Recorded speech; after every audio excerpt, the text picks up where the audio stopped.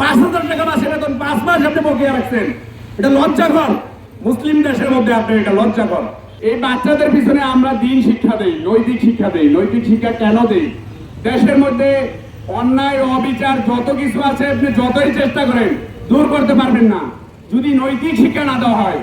সেই নৈতিক শিক্ষা দেওয়ার পরে দেশের দুর্নীতি দূর করার জন্য আমাদের ভূমিকা সর্বোত্তম।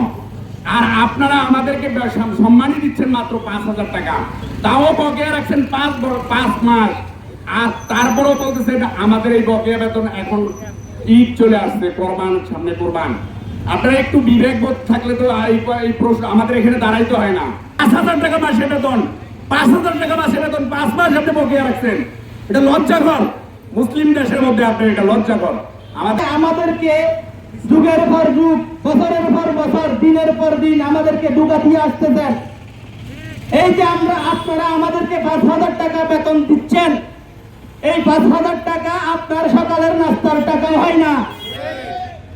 এই 5,000 টাকা আপনার পানের পয়সাও হয় না।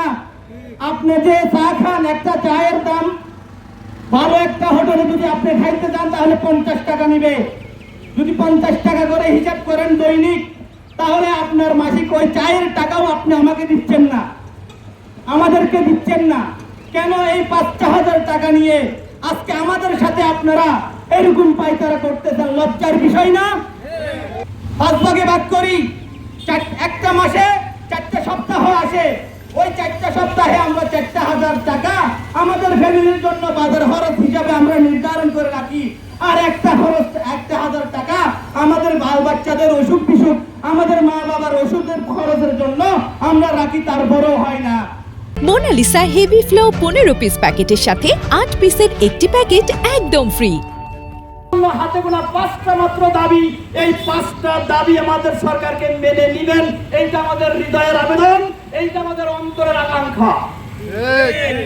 আমাদের যে দাবিগুলো তা হচ্ছে মাত্র আমাদেরকে শিক্ষকদেরকে 5,000 টাকা সম্মানী প্রদান করা হয়। দুঃখজনক হলেও সত্য, গত ঈদুল ফিতর আমাদের সামনে থেকে চলে গেল। আমাদের বাচ্চাগুলো যখন আমাদের সামনে কাপড়ের জন্য আবদার করলো, খেলনার জন্য আবদার করলো, আমরা তাদেরকে বুঝালাম মাত্র মাসের টাকাটা পেয়ে নেই, বেতনটা পেয়ে নেই, তোমাদেরকে কিনে দেবো। কিন্তু আমাদের বাচ্চাগুলো এখনো সেই আশার ভিতরেই থেকে গেল। আদায় করার জন্য আজকে রাস্তায় দাঁড়াতে হয়। এটা শুধু বাংলাদেশ নয়, তাম পৃথিবীর জন্য, এটা মুসলিমদের জন্য, মুসলমানদের জন্য একটা অপমানজনক এবং একটা বড় কাজ আমি মনে করছি।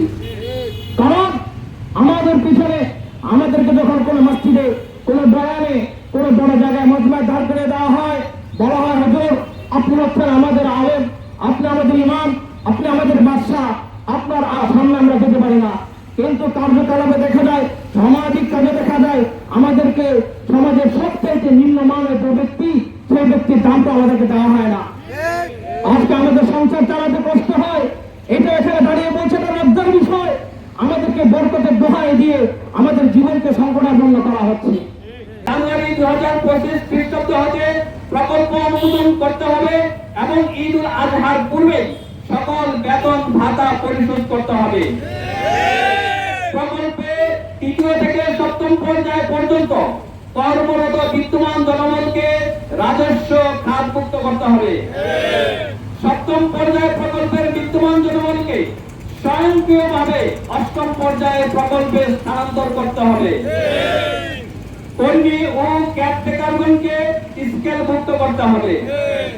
তারপরে 5ম নম্বর দাবি হচ্ছে শিক্ষকদের সম্মানী ভাতা বৃদ্ধি করতে হবে।